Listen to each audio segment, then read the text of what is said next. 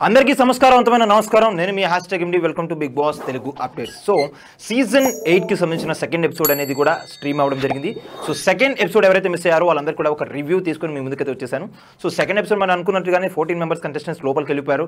లోపలికి వెళ్ళిపోయిన తర్వాత యాజ్ యూజువల్ కొద్దిసేపు బాతా కానీ లేకపోతే ఇంకా మనం చూసుకుంటే కనుక అనిల్ రావు ఇప్పుడు ఏదైతే ఒకరిని స్వాప్ చేస్తున్నా అని చెప్పి అన్నారో అప్పుడు ఫేక్ నామినేషన్ ఒకటి తెరపైకి వచ్చింది. అందులో భాగంగా అందరూ కూడా నాగమణికంఠాన్ని ముక్త కంఠంతో బయటికి పంపించాలని చెప్పి అందరూ కూడా నామినేట్ చేసేశారు.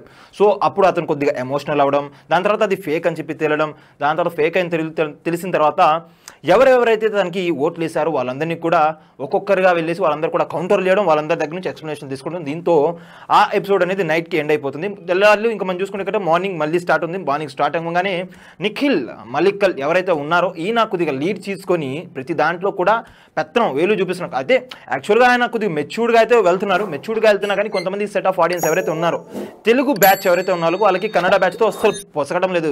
సో ప్రతి దాంట్లో వీళ్ళదే పెత్తనం ఏంటి అన్నట్టుగా వాళ్ళైతే క్వశ్చన్ చేస్తున్నారు. దాంట్లో భాగంగా శేఖర్ భాష క్వశ్చన్ చేశాడు, మణికంఠ క్వశ్చన్ చేశాడు, నెక్స్ట్ సోనియా ఆకుల వీళ్ళు ముగ్గురు కూడా క్వశ్చన్ చేసేశారు. ఇంకా ఇంకోటి ఏంటిదంటే ప్రతి దాంట్లో కూడా ఈయన కావాలని చెప్పి పిలవని పేరంటానికి అగ్రతాంబూలం అన్నట్టుగా ప్రతి దాంట్లో తాంబూలం తీసుకుంటున్నాడు.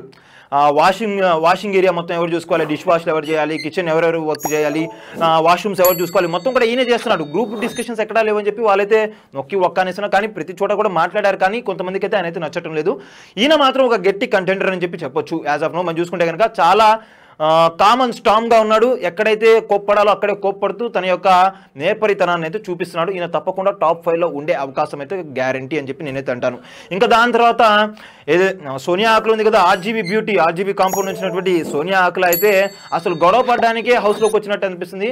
ఎవరితో పడితే వారితో గొడవలు అయితే పెట్టేస్తుంది. అమ్మలక్కల పేరంటం లాగా ప్రతి ఒక్కరితో కూడా నిప్పు రాజేస్తుంది, మళ్ళీ వెళ్ళిపోతుంది, మళ్ళీ వెళ్ళి కలిసిపోయి నవ్వుతా మాట్లాడడం, కొద్దిగా ఎమోషనల్ అవడం మొత్తం సర్వసాధారణం. అలానే శేఖర్ భాషకు సంబంధించి కూడా ఒకసారి అయితే అగ్గిపెట్ట రాజేసి ప్రయత్నం చేసింది. శేఖర్ భాష గట్టికి ఇచ్చి పడేశాడు, అలానే సోనియా ఆకుల కూడా గట్టికి ఇచ్చి పడేసింది. ఇంకా దాని తర్వాత రేషన్ అనేది ఫ్రీగా పంపించడం జరిగింది బిగ్ బాస్. ఆ రేషన్ తర్వాత మటన్ గిటన్ మొత్తం పంపించేసరికి తెల్లాళ్ళు వండుకొని తినబడేశారు. ఇంకా దాని తర్వాత టాస్క్ అయితే వచ్చేసింది గైస్. ఈ సీజన్లో కెప్టెన్ లేదని చెప్పి నాగార్జున గారు అయితే రివీల్ చేశారు. సో అందులో భాగంగా హౌస్ని లీడ్ చేసే ఒక ఫోర్స్ అయితే కావాలి కదా ప్రతి ఒక్కరికి కెప్టెన్ లేని తరుణంలో. అందుకనే చీఫ్ అనే ఒక కాన్సెప్ట్ని తీసుకొచ్చారు. చీఫ్స్గా ముగ్గురిని అపాయింట్ చేయబోతున్నారు. ఆ ముగ్గురు ఏం చేస్తారంటే ఏదైతే క్యాప్టెన్ చేసేటటువంటి ఇష్యూస్ ఉంటాయో వాటన్నిటిని కూడా వీళ్ళే మానిటర్ చేస్తూ రెగ్యులేట్ చేస్తూ ఆపరేట్ చేస్తూ ఉండాలి. సో చీఫ్స్కి టాస్క్లు ఇచ్చారు. అందులో భాగంగా గట్టిగా పట్టుకో వదలకు అని చెప్పి ఫస్ట్ టాస్క్ 6 కంటెస్టెంట్స్ని బిగ్ బాసే చూస్ చేసుకోవడం జరిగింది. ఆ 6 కంటెస్టెంట్స్ ఏం చేయాలంటే ఆ రోప్స్ పై అయితే వాళ్ళైతే బ్యాలెన్స్ చేసుకుంటూ ఉండాలి. స్పిన్నింగ్ వీల్ ఒకటి ఉంటుంది. ఆ స్పిన్నింగ్ వీల్ తిప్పిన తర్వాత ఏ కలర్ అయితే వస్తుందో దాన్ని కట్ చేస్తారు. ఆ కట్ చేసిన రోప్ తర్వాత ఎవరైతే బ్యాలెన్స్ కోల్పోతారో వాళ్ళు కింద పడిపోతారో వాళ్ళు ఓడిపోతారు. అలా లాస్ట్ దాకా మనం చూసుకుంటే కనుక ఎవరు పోయారంటే నిఖిల్ విన్ అయ్యారు ఆ టాస్క్లో. ఇంకా సెకండ్ టాస్క్లో మనం చూసుకుంటే నైనిక గట్టిగా ఇచ్చి పడేసిందని చెప్పొచ్చు.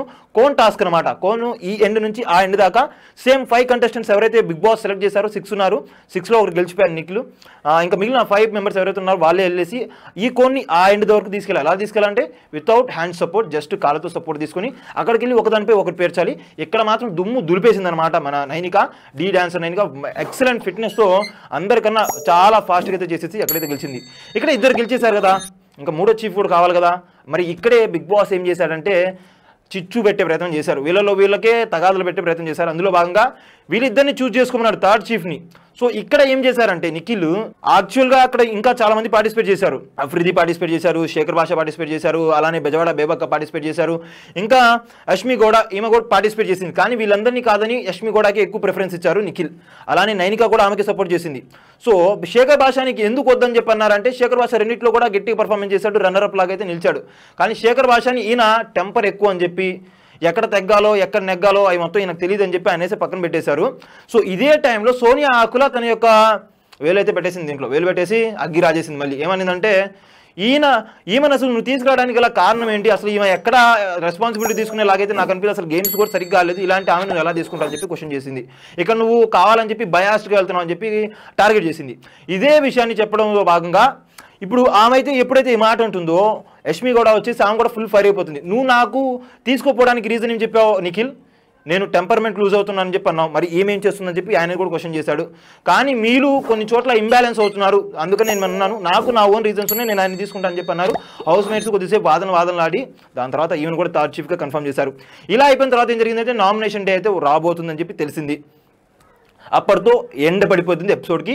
రేపటి ప్రోమోలో ఏం చూపించారంటే మనకి నామినేషన్ జరుగుతున్నట్టుగా చూపించారు. నామినేషన్ జరుగుతున్న తరుణంలో సోనియా ఆకుల వెళ్తుందండి, మళ్ళీ నిప్పు పెట్టడానికి వెళ్తుంది మళ్ళీ ఇద్దరితో. ఇప్పటిదాకా మనం చూసింది ఏంటిది, జెంట్స్కే గొడవలు జరిగినాయి. ఇక్కడ నామినేషన్లో మనం చూసుకుంటే కనుక రేపు ఇంకా డబల్ త్రిబుల్ అయితే జరగబోతున్నాయి గొడవలు.